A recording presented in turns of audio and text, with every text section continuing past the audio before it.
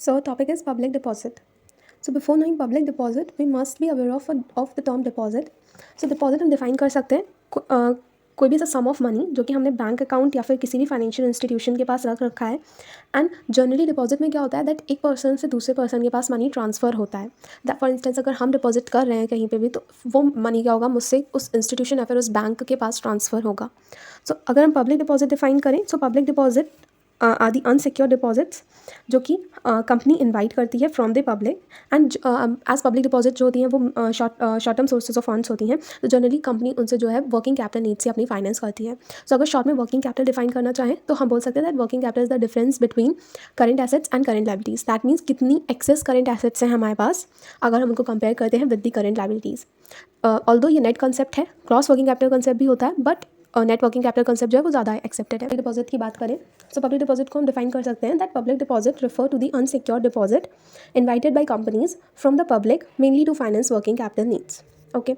सो कोई भी कंपनी जो कि पब्लिक डिपॉजिट इन्वाइट करना चाहती है उसे एक प्रोसेस फॉलो करना पड़ता है. तो वो प्रोसेस क्या है, सबसे पहले उसे क्या करना पड़ेगा, उसे एक एडवर्टीजमेंट, एक newspaper, local newspaper, English newspaper कोई भी हो उसमें एक एडवर्टीजमेंट डालना पड़ेगा. देन कोई भी पर्सन फ्रॉम द पब्लिक उस एडवर्टीजमेंट को रिस्पॉन्ड कर सकता है. एंड एक प्रिस्क्राइब्ड फॉर्म होता है जो कि कंपनी इशू करती है विद दैट एडवर्टीजमेंट. उसे वो जो भी पर्सन होता है फ्रॉम द पब्लिक उसे वो प्रिस्क्राइब फॉर्म फिल करना पड़ता है. एंड देन एक जितना भी सम ऑफ मनी कंपनी मांगती है वो उस पर्सन को डिपॉजिट करना पड़ता है विद द कंपनी. सो जब कंपनी को पैसा मिल जाता है तो वो क्या करती है, वो एक डिपॉजिट रिसिप्ट इशू करती है. एंड वो डिपॉजिट रिसिप्ट एक्नॉलेजमेंट होती है दैट हाँ इस कंपनी के पास इस पर्सन का इतना डेट है. सो जो भी टर्म्स एंड कंडीशन होते हैं पब्लिक डिपॉजिट के या फिर डिपॉजिट्स के वो उस रिसिप्ट के back on the back of the receipt printed होते हैं वो सारे terms and condition. And the rate of interest, जो भी रेट ऑफ इंटरेस्ट होता है वो डिपेंड करता है on the period of deposit and the reputation of the company. That means कितना टाइम के लिए वो पब्लिक डिपॉजिट इशू करी जा रही है एंड कौन सी कंपनी इशू कर रही है उसकी क्या रेपुटेशन है मार्केट में, उस पर डिपेंड करेगा कि वो कंपनी कितना इंटरेस्ट प्रोवाइड कर सकती है. So the time period for which the company can invite public deposit is from 6 months to 3 years. 6 months से लेकर 3 years तक के लिए कंपनी पब्लिक डिपॉजिट इन्वाइट कर सकती है. एंड बिकॉज इसका टाइम पीरियड जो है वो 5 years से कम है दैट मीन्स ये पब्लिक डिपॉजिट एक शॉर्ट टर्म फाइनेंस है. एंड लेकिन जो ये पब्लिक डिपॉजिट होता है इसे हम रिन्यू कर सकते हैं from time to time. Renewal facility जो होती है वो कंपनी को इनेबल करती है to use public deposit as medium term finance. Although public deposit एक शॉर्ट टर्म फाइनेंस है but with the renewal facility we can use it as a medium term finance. Okay, now let's talk about this 25% and 10%. So कोई भी company जो भी public deposit issue कर रही है so as public deposit unsecured होते हैं that's why restriction लगाई गई है दैट वो कंपनी दैट कोई भी कंपनी वो अपने share capital and free reserves का 25% से ज़्यादा as a public deposit issue नहीं कर सकती है. So this is the 25%. That means कि अपने share capital and free reserves को वो 25% से ज़्यादा इशू नहीं कर सकती. And what's this 10%? So this 10% is that कि अगर कोई भी फाइनेंशियल ईयर है एंड उस by the end of that financial year कोई भी पब्लिक डिपॉजिट मैच्योर होने वाला है दैट मीन्स कि अब कंपनी को वो पे करना है.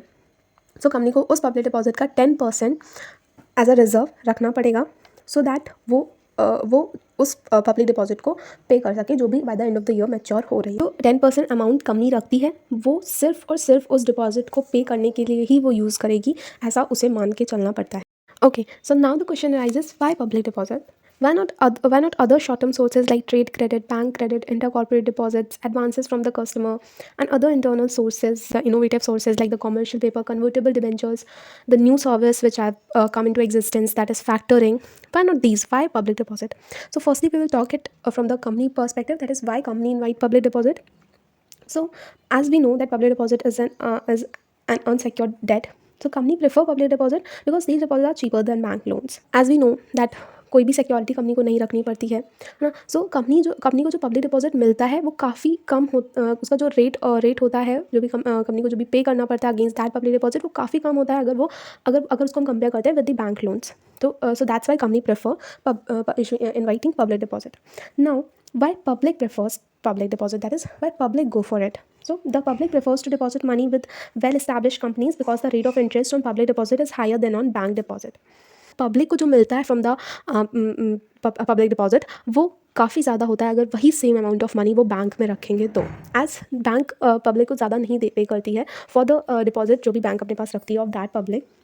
बट अगर वही डिपॉजिट पब्लिक जाके कंपनीज़ में रखते हैं, सो उन्हें as a public deposit, so उन्हें काफ़ी ज़्यादा रेट ऑफ इंटरेस्ट मिलता है as compare to the bank deposits. And now public sector companies also invite public deposit, and public deposit have become a popular source of industrial finance in India. So now what are the advantages और merits of public deposit? The first one is it is simple. So public deposit जो होता है वो बहुत ही convenient source होता है business finance का, and कोई भी कंबरसम लीगल फॉर्मेलिटीज़ इन्वॉल्व नहीं होती हैं पब्लिक डिपॉजिट में.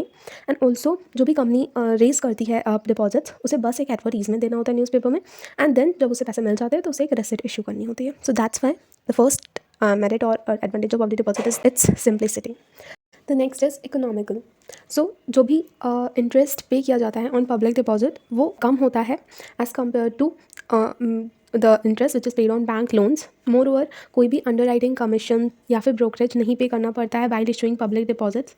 एंड जो भी इंटरेस्ट हम पे करते हैं ऑन पब्लिक डिपॉजिट वो टैक्स डिडक्टेबल होता है, एंड जिससे कंपनी की जो टैक्स लायबिलिटी होती है वो रिड्यूस होती है. एंड इस वजह से पब्लिक डिपॉजिट को एक चीपर सोर्स ऑफ फाइनेंस बोला जाता है. The next is flexible. So public deposit जो है वो हम कभी भी for short term needs issue कर सकते हैं. हमें कोई भी ज़रूरत पड़ी, हमने उस ज़रूरत को फुलफिल किया by issuing public deposit, and then जैसे ही हमारा फुलफिल हो गई वो नीड, हमने पब्लिक डिपॉजिट को रिटर्न कर दिया.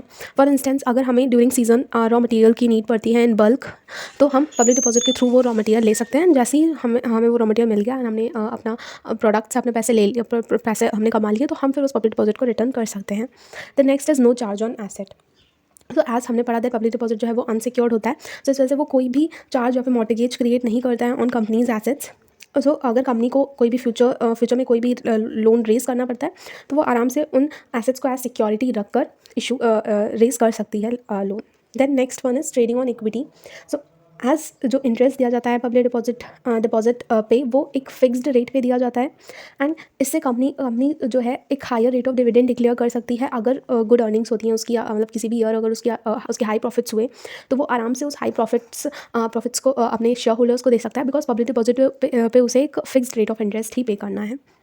Next is no dilution of control. Shareholders जो होते हैं उनका कंट्रोल कंपनी से किसी भी तरीके से डाइल्यूट नहीं होता है bye issuing public deposit, because depositors जो होते हैं दैट मीन्स जिन्होंने पब्लिक डिपॉजिट के थ्रू कंपनी में पैसे लगाए हैं उनको कोई भी वोटिंग राइट नहीं दिया जाता है. एंड यहाँ पे एक छूट गया, that is wide contacts. So because public deposit जो है वो कंपनी को कॉन्टैक्ट्स बिल्ड करने में हेल्प करता है, बिकॉज आज उसे जो भी उसे पैसे दे रहे हैं पब्लिक डिपॉजिट्स में पैसे डाल रहे हैं वो एक तरीके से कंपनी के कॉन्टैक्ट में आ जाते हैं. एंड फर्दर फ्यूचर में अगर कोई भी शेयर डिबेंचर्स कंपनी इशू करती है तो वो लोग हेल्पफुल साबित हो सकते हैं, बिकॉज वो कंपनी की रेपुटेशन को जान चुके हैं दैट हाँ कंपनी इतनी रेपुटेटेड है, बिकॉज उसने अगर एक अनसिक्योर डिपॉजिट रिटर्न कर दिया है तो एक सिक्योर दैट इज शेयर और डिबेंचर्स, तो वो आराम से अगर रिडीमेबल है डिबेंचर्स तो आराम से वो रिटर्न कर सकते. So public deposit also has some disadvantages. The first one is uncertainty. So as we know that public deposit are an uncertain and unreliable source of finance. But क्यों उन्हें uncertain and unreliable source of finance बोला जाता है? Because depositors जो है वो economic conditions जब uncertain होती हैं, जब इकोनॉमिक कंडीशंस उतनी अच्छी नहीं चल रही हैं, तो हो सकता है अगर हम पब्लिक डिपॉजिट इनवाइट करते भी हैं तब भी डिपॉजिटर्स हो सकता है रिस्पॉन्ड ना करें हमारे पब्लिक डिपॉजिट्स को. मोर ओवर अगर उन्हें हल्का सा भी लगता है दैट हाँ कंपनी की हेल्थ फाइनेंशियल हेल्थ जो है वो सही नहीं है या फिर अभी कंपनी उतनी अच्छी फाइनेंशियल पोजीशन पे नहीं है, उन्हें हल्का सा भी शेकी फील होता है कंपनी के फाइनेंशियल हेल्थ को लेकर, तो वो तुरंत अपने डिपॉजिट्स विड्रॉ करना स्टार्ट कर देते हैं. एंड ऑल्सो ये राइट दिया जाता है डिपॉजिटर्स को कि वो कभी भी अपना फंड जो है पब्लिक डिपॉजिट में जो भी उन्होंने लगा रखा है वो विड्रॉ कर सकते हैं, जस्ट दैट उन्हें एक नोटिस देने की ज़रूरत होती है. तो अगर उन्होंने फाइनेंशियल टाइटनेस या फिर डिस्ट्रेस के टाइम पे ऐसा किया दैट मीन्स उन्होंने फंड्स विड्रॉ करना स्टार्ट कर दिया, सो हो सकता है दैट कंपनी उतने लार्ज अमाउंट में इकट्ठा पैसा ना पे कर पाए, बिकॉज कंपनी कभी भी ये इतना रिजर्व लेके नहीं चलती है कि हाँ अगर कभी भी पब्लिक डिपॉजिट के बसन आ गया तो हम उन्हें होल सम में पूरा अमाउंट दे देंगे. वो अभी हमने ऊपर देखा दैट वो सिर्फ 10% जो है जो भी मैच्योर होने वाले होते हैं वो उतने का रिजर्व बना के चलती है. सो इस वजह से एक बहुत ही कॉमन सेइंग दी गई है पब्लिक डिपॉजिट को दैट हम इन्हें फेयर वेदर फ्रेंड्स बुलाते हैं. जब तक मौसम ठीक है तब तक ये हमारे फ्रेंड्स हैं, अदरवाइज़ नहीं. Then next one is limited funds. So जो पब्लिक डिपॉजिट होती है उन पे लीगल रेस्ट्रिक्शंस होता है, जैसे हमने ऊपर पढ़ा दैट सिर्फ 25% of the total share capital and free reserves ही हम इशू कर सकते हैं. सो दैट्स वाई एक लिमिटेड फंड ही हम रेज कर सकते हैं through public deposit. And third one is temporary finance. That is इसका जो पब्लिक डिपॉजिट जो होता है वो एक शॉर्ट टर्म के लिए होता है, एंड इसका मेच्योरिटी पीरियड भी एक शॉर्ट टाइम पीरियड के लिए होता है. सो कंपनी जो है वो अपने लॉन्ग टर्म फाइनेंशियल नीड्स के लिए पब्लिक डिपॉजिट पर डिपेंड नहीं कर सकती है. सो इस वजह से टेम्पररी काइंड ऑफ फाइनेंस है. Then the next is speculation. So because बहुत ही ईजिली एंड क्विकली हम पब्लिक डिपॉजिट से पैसे रेज कर सकते हैं, मनी रेज कर सकते हैं. हमने उसके एडवांटेजेस में पढ़ा था. सो इस वजह से कंपनी जो है वो टेम्प्ट होती है एंड वो ज़्यादा से ज़्यादा फंड रेज करती चली जाती है. हो सकता है उतना फंड्स वो प्रॉफिटेबली यूज़ ना कर पाए, लेकिन फिर भी बिकॉज उसे फंड्स बहुत ईजिली एंड क्विकली अवेलेबल होते हैं, इस वजह से वो more and more funds raise करती चली जाती है. एंड इस तरीके से वो ओवर ट्रेडिंग एंड स्पेकुलेशन में इंडल्ज हो जाती है, जिससे जो बिजनेस होता है उस पर बहुत ज़्यादा हार्मफुल इफेक्ट होता है. Then the next one is hindrance to growth of capital market. So public deposit जो होती है वो किसी भी कंट्री की हेल्दी कैपिटल मार्केट की ग्रोथ को हैम्पर करती हैं. एंड अगर बहुत ज़्यादा हम पब्लिक डिपॉजिट पे ही डिपेंडेंट होते जाएंगे या फिर बहुत ज़्यादा वाइड स्प्रेड यूज़ होने लगेगा पब्लिक डिपॉजिट का, सो उससे जो भी इंडस्ट्रियल सिक्योरिटीज़ हैं जो भी कैपिटल मार्केट में ट्रेड करी जाती हैं उनका शॉर्टेज होने लगेगा. Then the next one is limited appeal.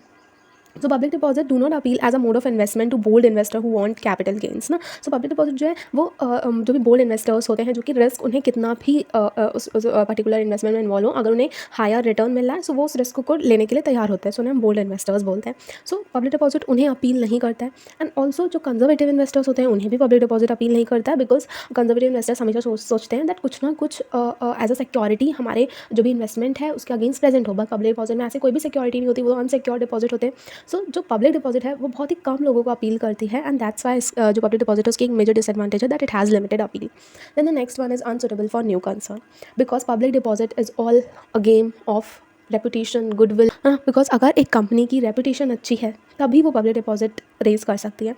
अगर कोई भी न्यू कंपनी है, उसकी कोई भी क्रेडिट स्टैंडिंग नहीं है, मतलब अभी हम ये कहते हैं कोई भी साउंड क्रेडिट स्टैंडिंग नहीं है, अभी वो नई नई आई है मार्केट में, कोई भी नहीं जानता दैट वो कैसा आगे करेगी.